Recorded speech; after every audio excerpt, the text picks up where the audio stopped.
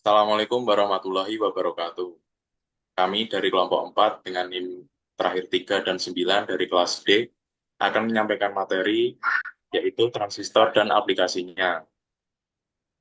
Sebelumnya kami dengan anggota Gentur Arif Wicaksono NIM 149, kemudian Rizky Wapasajar NIM 153, Muhammad Rizky Pratama NIM 163, kemudian Ahmad Karnoto NIM 169, Wildan Rifai 173, dan Muhammad Rafi NIM 183.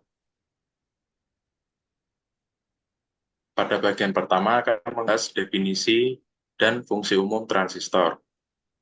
Definisi transistor. Transistor terdiri dari dua kata, yaitu transfer dan resistor. Transfer sendiri berarti memindahkan arus dari suatu tempat ke tempat yang lain. Kemudian resistor berarti komponen elektronika yang dapat menahan arus listrik. Sehingga transistor adalah suatu komponen aktif yang dapat mentransfer arus dari resistensi rendah ke resistensi yang tinggi. Next. Oke, selanjutnya saya akan menjelaskan mengenai fungsi umum transistor. Jadi, sesuai dengan pengertiannya, fungsi utama dari transistor adalah untuk memperkuat arus listrik sehingga dihasilkan arus listrik yang lebih besar. Transistor berfungsi sebagai penguat, berarti suatu transistor dapat memperkuat yang kecil menjadi sinyal listrik yang lebih besar. Dengan kata lain, transistor bekerja seperti alat yang membantu memperbesar daya agar sinyal bisa lebih kuat dan mudah digunakan pada berbagai perangkat elektronik. Karena itulah, transistor menjadi salah satu komponen utama dalam sistem penguat pada rangkaian elektronik modern. Transistor menyediakan penguat daya, penguat tegangan, atau penguat arus. Menurut Millman 1972, transistor berfungsi sebagai saklar, yang berarti suatu transistor dapat menghubungkan dan memutus arus listrik secara elektronika. Di sisi lain, transistor juga berfungsi sebagai multivibrator, yang berarti suatu transistor dapat menghasilkan gelombang listrik dengan frekuensi dan periode tertentu. Fungsi ini sering digunakan dalam pembuatan osilator, rangkaian timer, dan sistem komunikasi elektronik.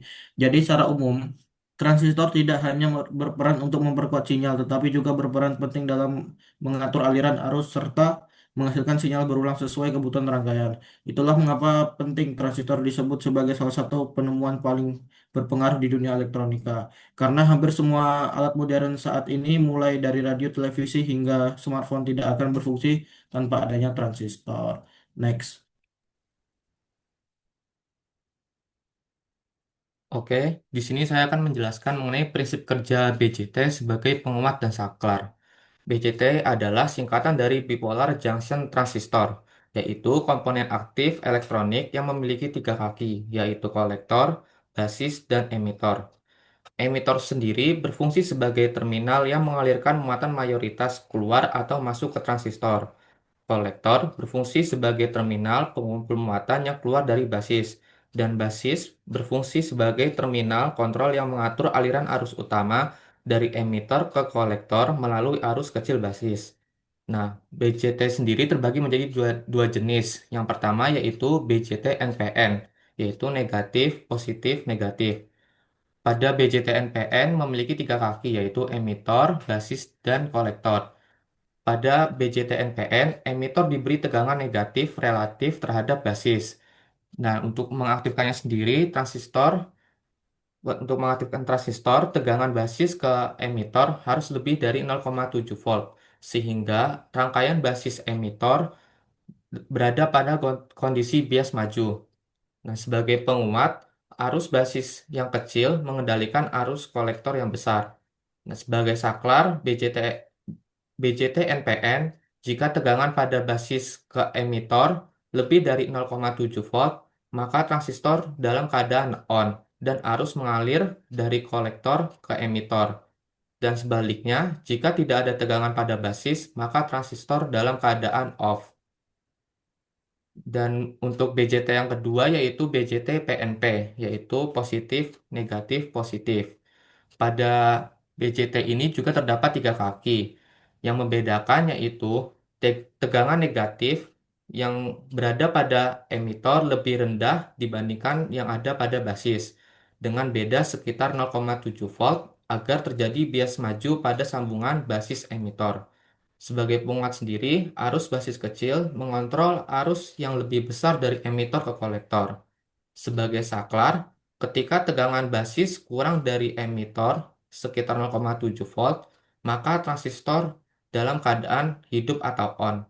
Sedangkan jika tegangan pada basis tidak cukup rendah dari emitor atau tegangan basis lebih besar dari emitor, maka transistor dalam keadaan mati atau off. Baik, yang selanjutnya yaitu mengenai fototransistor. Eh, Fototransistor adalah transistor yang dapat mengubah energi cahaya menjadi listrik. Artinya, komponen ini bekerja bukan karena tegangan listrik seperti transistor biasa, tapi karena adanya energi cahaya yang mengenai permukaannya. Cahaya yang diterima akan diubah menjadi arus listrik, sehingga fototransistor bisa mendeteksi keberadaan atau intensitas cahaya di sekitarnya dan memiliki penguat internal. Maksudnya, fototransistor sudah memiliki kemampuan memperkuat sinyal listrik yang dihasilkan dari cahaya tanpa perlu rangkaian tambahan. Ini membuat komponen ini lebih sensitif dibandingkan sensor cahaya lain seperti fotodiode atau fotoresistor. Sensitivitas atau transistor terhadap cahaya jauh lebih baik dari komponen pendeteksi cahaya lainnya. Karena memiliki penguat bawaan, sinyal kecil dari cahaya bisa langsung menjadi arus listrik yang cukup besar. Inilah sebabnya fototransistor sering digunakan pada alat otomatis seperti sensor cahaya, sistem keamanan, dan detektor posisi. Cahaya yang diterima oleh fototransistor akan menimbulkan arus pada daerah basisnya yang menghasilkan penguatan arus hingga ratusan kali bahkan beberapa ribu kali. Jadi ketika cahaya masuk ke bagian basis, elektron-elektron bergerak dan menghasilkan arus kolektor yang diperkuat berkali lipat. Dengan cara ini, fototransistor bisa menghasilkan sinyal yang cukup kuat walau cahaya yang diterima kecil. Fototransistor juga merupakan komponen elektronika yang digunakan sebagai transducer.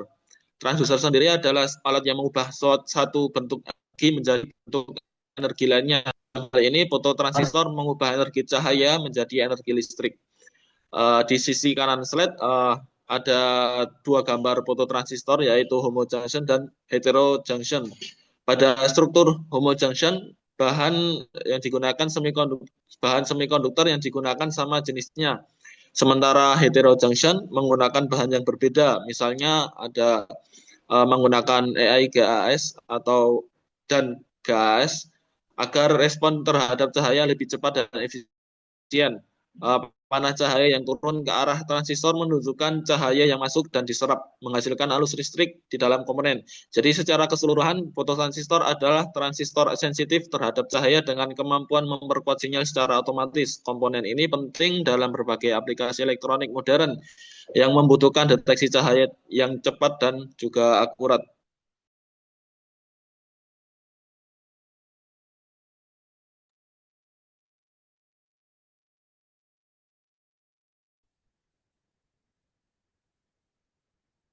Selanjutnya, aplikasi rangkaian transistor amplifier. Yang pertama, apa itu transistor amplifier? Itu alat yang fungsinya buat nguatin sinyal kecil biar jadi lebih besar. Misalnya suara dari mikrofon yang kecil banget biar bisa nyala di speaker harus lewat transistor dulu. Untuk prinsip kerjanya, itu transistor menerima sinyal kecil masuk ke basis transistor, lalu transistor ngatur arus besar dari kolektor ke emitor. Nah, dari situ sinyalnya jadi makin kuat pas keluar di output. Transistor ini bisa dibilang kayak jembatan antara sinyal kecil sama sumber daya besar. Dia mengontrol arus besar pakai sinyal kecil. Bentuk sinyalnya tetap sama, cuma amplitudenya aja yang naik alias makin kuat. Jadi intinya sinyal kecil masuk, transistor mengatur arus besar, dan sinyal keluar jadi lebih kuat, tetapi tetap jernih. Makanya hampir semua alat elektronik seperti speaker, radio, dan HP memakai prinsip ini agar suaranya menjadi kencang dan jelas. Next.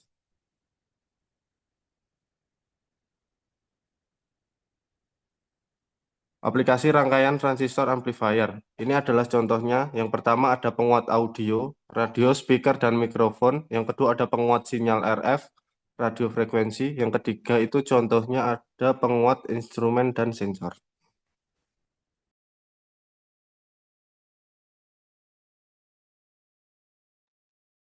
Oke, baik. Selanjutnya kita akan membahas mengenai aplikasi rangkaian transistor osilator.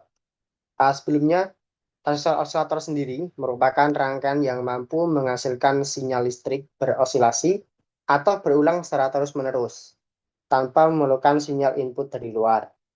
Nah, kemudian secara sederhananya, prinsip kerja dari transistor osilator ini adalah transistor berfungsi sebagai elemen penguat.